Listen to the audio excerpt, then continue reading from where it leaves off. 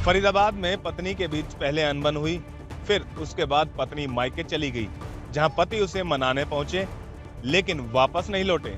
अब युवक के परिजनों ने ससुराल पक्ष पर युवक को आग लगाकर मारने के आरोप लगाए।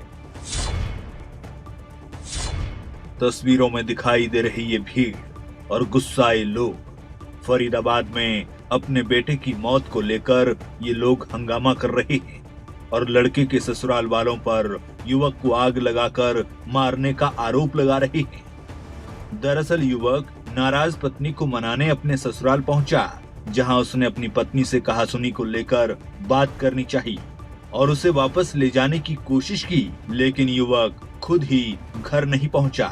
घर पहुंचा तो उसका शव। वहीं मृतक के परिजनों ने ससुराल पक्ष पर आरोप लगाया कि उनके बेटे को जलाकर मारा गया है।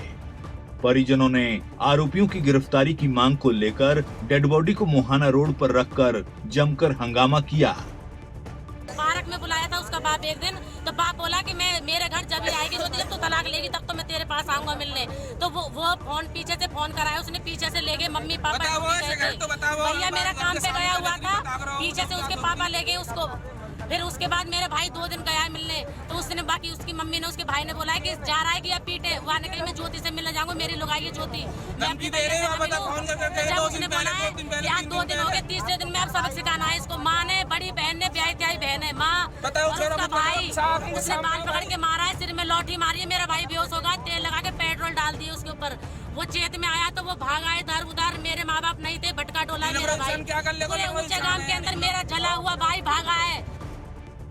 वहीं थाना आदर्श नगर के एसएचओ संदीप कुमार ने बताया कि मामला 18 नवंबर का है। एक युवक अपनी पत्नी को लेने ससुराल गया, लेकिन उसी दौरान जलने के कारण उसे अस्पताल में भर्ती करवाया गया, जहां पर उसकी इलाज के दौरान मौत हो गई। अब पुलिस जांच कर रही है कि मृतक ने आग खुद लगाई या फिर उसके ससुराल वालों ने। आपस में इनका फोन पे भी झगड़ा होता रहता था।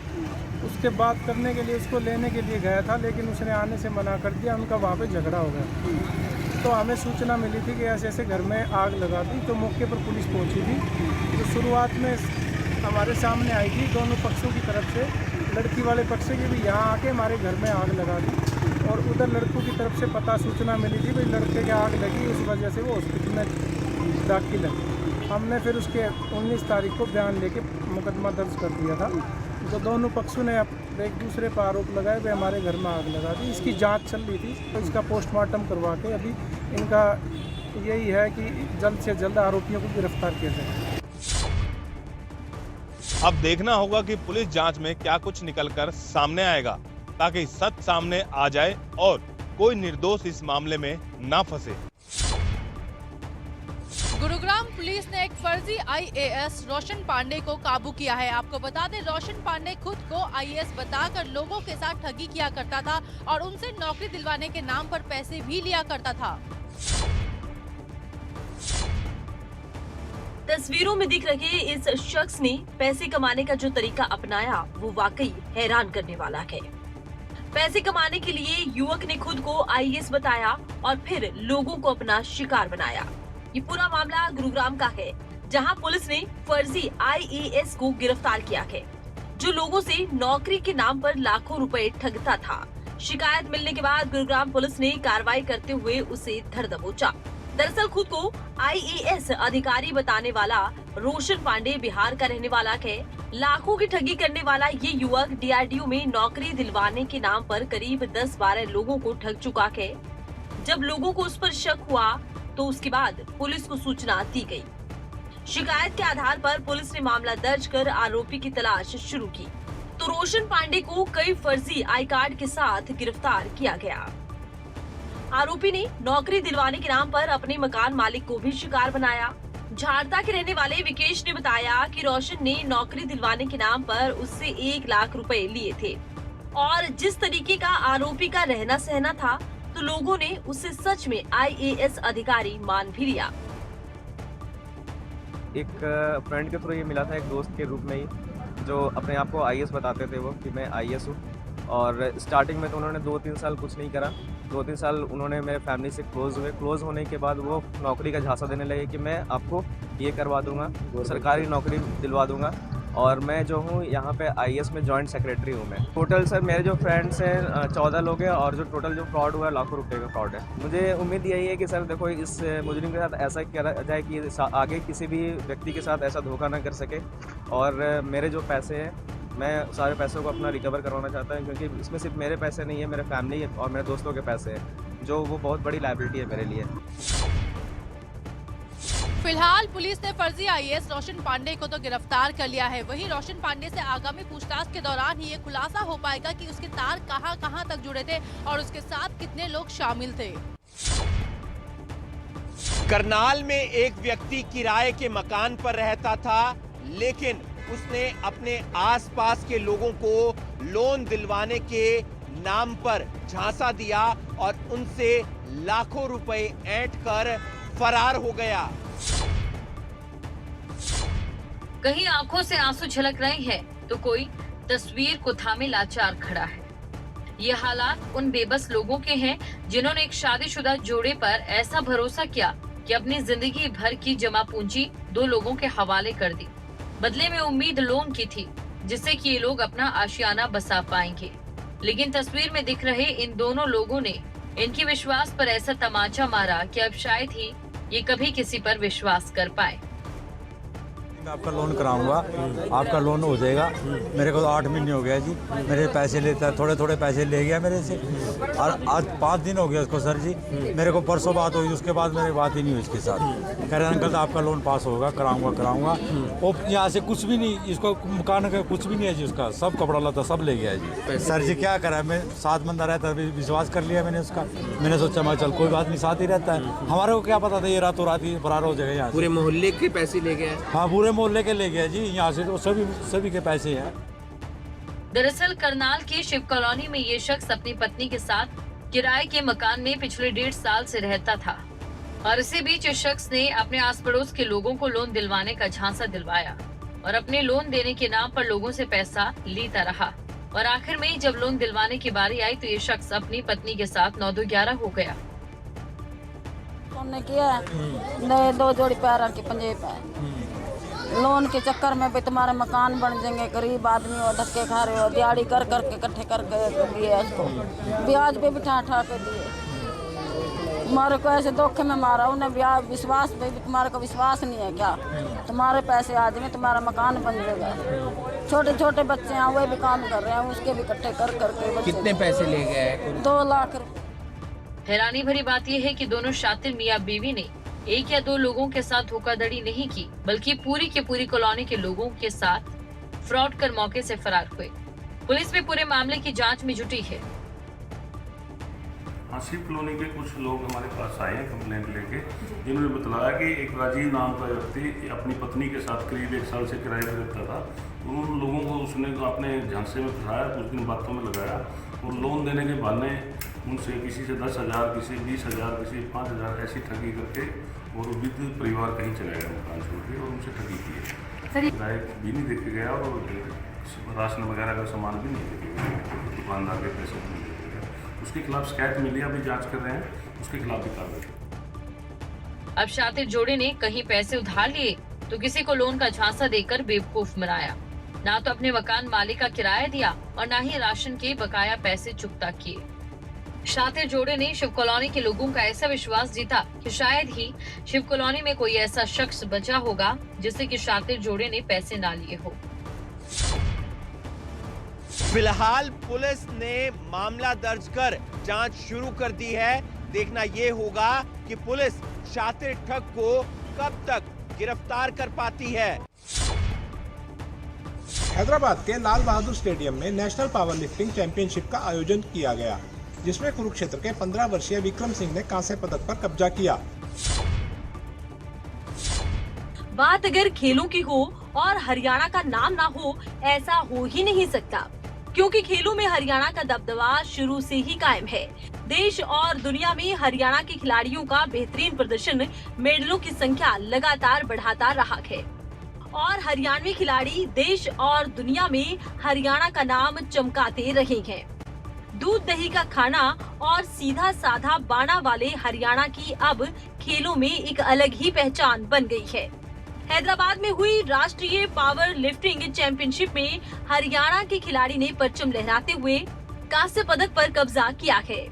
कुरुक्षेत्र के इस्माइलाबाद की विख्यात स्टीलमैन एकेडमी का नाम भी विक्रम सिंह ने रोशन किया है। वहीं 15 साल के खिलाड़ी विक्रम सिंह ने बताया कि 16 से 20 तारीख तक national power lifting championship Hyderabad में लाल बहादुर स्टेडियम में हुई, जिसमें देश भर से 900 से ज्यादा प्रतिभागी शामिल हुए। प्रदेश से सिर्फ 12 खिलाड़ियों ने हिस्सा लिया।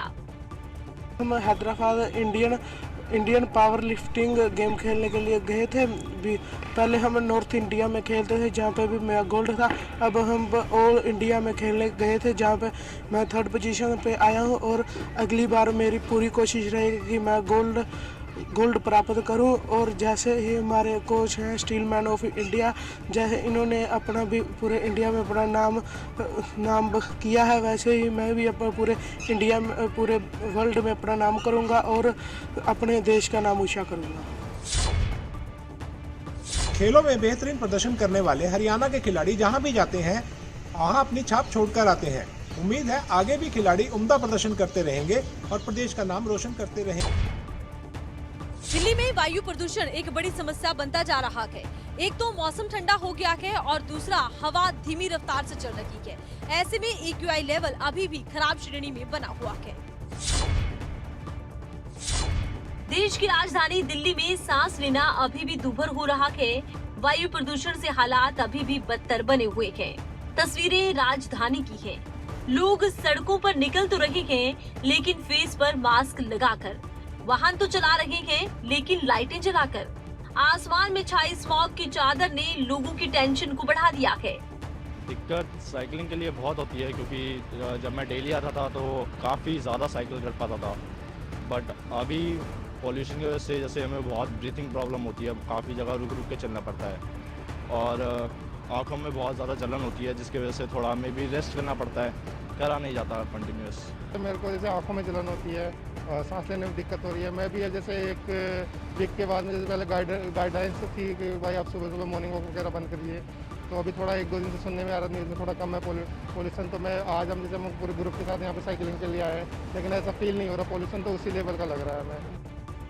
इस सूरत में दिल्ली के लोग पराली जलाने और कंस्ट्रक्शन के काम को बढ़ते प्रदूषण का सबसे बड़ा जिम्मेदार मान रहे हैं। फिलहाल ये तो नहीं कहा जा सकता कि दिल्ली में वायु प्रदूषण से निजात कब मिलेगी, लेकिन ये जरूर है कि फिलहाल तो ठीक होते हालात नजर नहीं आ रहे। पॉल्यूशन की स्थिति तो अभी देख सकते हैं कि बहुत ज़्यादा खराब है। न्यूज़पेपर भी हम लोग देखते हैं कि जो दिल्ली होता है वो सबसे टॉप पे चल रहा है पॉल्यूशन के मामले में। उसके बाद हमारी बहुत सारी सिटीज़ आती है, जैसे गुड़गांव हो गया, नोएडा हो गया, फरीदाबाद हो गया। और सुबह सुबह सैर करने के लिए निकलते हैं तो एकदम मास्क लगाना पड़ता है इस टाइम पे भी, इतना ज़्यादा पॉल्यूशन हो रहा है यहाँ पे। पॉल्यूशन तो हो रखा है बहुत ज़्यादा, कुछ टाइम से दिवाली से ही बहुत ज़्यादा हो रखा है पॉल्यूशन। तो सांस लेने में भी थोड़ी थोड़ी प्रॉब्लम सी होती तो है। सरकार ने कई कदम उठाए मगर वो कुछ वो नहीं हो पाए। उससे कुछ फ़ायदा तो दिख नहीं रहा है हमको, जैसे कि स्कूल बंद करवाए उसका कुछ फ़ायदा नहीं था। जैसे उससे कुछ मतलब नहीं बनता स्कूल बंद करवाने का। 1 हफ्ते स्कूल बंद करे उससे मतलब बच्चों की पढ़ाई भी रुकी। दिल्ली सरकार के अनुसार अब वायु की गुणवत्ता पहले से बेहतर है, इसीलिए सोमवार से स्कूलों को खोला जा रहा है। वहीं दिल्ली में फिलहाल वायु प्रदूषण की समस्या बरकरार रहने वाली है। इसकी वजह यह है कि स्मॉग भले ही छटने लगा हो, लेकिन अभी ठंड का पीक पर आना बाकी है। केम की बैठक में आज किसान नेताओं ने साफ कर दिया है कि किसान आंदोलन समाप्त नहीं होगा। फिलहाल सरकार और प्रशासन के लिए राहत की बात यह है कि 29 तारीख को होने वाला संसद मार्च फिलहाल टाल दिया गया है। संयुक्त किसान मोर्चा की बैठक में क्या कुछ रहा, देखिए इस रिपोर्ट में।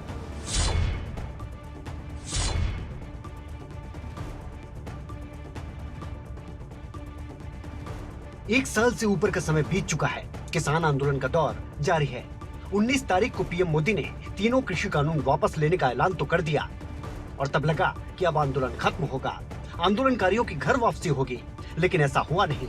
किसानों ने अपनी मांगों भरा पत्र पीएम मोदी को सौंप दिया और बताया जब तक एमएसपी पर कानून और अन्य मांगे नहीं मानी जाती तब तक आंदोलन खत्म नहीं होगा। एक बार फिर संयुक्त किसान मोर्चा की बैठक हुई जिसमें फैसला हुआ कि 29 तारीख को होने वाला संसद कूच फिलहाल टाल दिया गया है, लेकिन सरकार को वार्ता के लिए किसानों के साथ बैठना ही होगा। हमने तभी प्रधानमंत्री जी को चिट्ठी लिखी थी, जिसमें हमारा एमएसपी का मुद्दा, जो हमारे किसान शहीद हुए हैं उनके लिए कंपेंसेशन और रिहेबिलिटेशन परिवारों का, जो साथी हमारे ऊपर केस हो रहे, केवल हरियाणा में ही 48,000 किसानों के ऊपर केस हैं, वो केस यूपी, पंजाब, हरियाणा सब जगह के जो हैं वो सब केस वापसी का मुद्दा है। फिर मुद्दा है कि जो यहाँ हमारा है कि हमें एक स्मारक के लिए जगह दी जाए, और लखीमपुर खीरी के इंसिडेंट के दोषी जो हैं वो अपने टैनी साहब उनको बर्खास्त किया जाए। बिजली बिल और पराली वाला बिल जो है वो बर्खास्त किए जाए। ये मुद्दे जो थे, ये मुद्दों को लेकर प्रधानमंत्री जी की चिट्ठी लिखी गई थी, वो अभी उनके ऊपर जवाब आना बाकी है। इसलिए 4 तारीख को हम अगले एक्शन का ऐलान करेंगे। प्रधानमंत्री जी देर आए दुरुस्त आए, मोर्चा जीत की ओर है। लगभग हम मोर्चा जीत चुके हैं। साथियों, 29 तारीख को हमारी आगे बढ़ने की कॉल थी, उसी संबंध में आज मीटिंग रखी गई थी। आज सरकार की तरफ से कुछ बयान आए हैं और मोर्चे ने उन बयानों पर विचार करते हुए यह निर्णय किया है कि 4 तारीख को दोबारा मीटिंग करेंगे। और जो हमने चिट्ठी प्रधानमंत्री जी को लिखी है, वो चिट्ठी आपके पास भी है, पूरी जनता के पास है और प्रधानमंत्री के पास भी पहुंच गई है। जब तक वो चिट्ठी की पूरी मांगे पूरी नहीं होती, हम संघर्ष करते रहेंगे।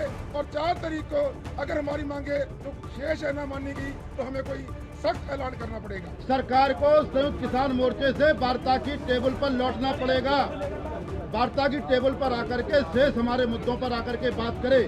ये सबसे बड़ी महत्वपूर्ण बात है। जो चिट्ठी है, जैसा कि डॉक्टर साहब ने बताया, उसमें एमएसपी सबसे महत्वपूर्ण मुद्दा है। आज सभी लोगों ने तय किया कि बगैर एमएसपी के मोर्चा वापस नहीं जाएगा।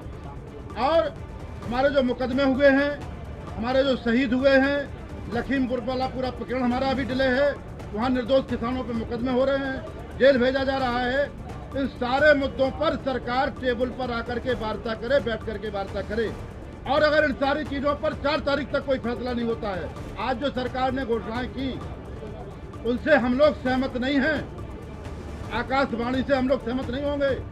वार्ता की टेबल पर उतरें, हमसे आमने सामने बैठ करके बात करें और सम्मान पूर्वक इसका हल निकालें, तभी कुछ फैसला आगे बढ़ेगा। 4 तारीख को पुनः मीटिंग होगी। वहीं केंद्रीय कृषि मंत्री नरेंद्र सिंह तोमर ने आंदोलनकारियों से एक बार फिर अपील की कि वो अपने घर वापस जाएं। कृषि कानून वापस लेने का ऐलान हो चुका है, ऐसे में आंदोलन का कोई औचित्य नहीं बनता। कृषि कानून रिपील करने की घोषणा के पश्चात मैं समझता हूं कि अब आंदोलन का कोई औचित्य नहीं बनता है। इसलिए मैं किसान संगठन और किसानों को यह निवेदन करना चाहता हूं कि वो अपना आंदोलन समाप्त करें, बड़े मन का परिचय दें और प्रधानमंत्री जी की जो घोषणा है उस घोषणा का आदर करें। फिलहाल किसान नेताओं ने साफ कर दिया है कि अभी आंदोलन खत्म नहीं होगा। किसान नेताओं के तेवरों से लग रहा है कि किसान नेता कोई ना कोई अब सरकार के साथ बातचीत चाहते हैं। वहीं देखना अब यही होगा कि किसान नेताओं के साथ सरकार टेबल कब लगाती है और टेबल पर वार्ता सरकार के साथ किसानों की कब होगी, यह तो आने वाला वक्त ही बताएगा।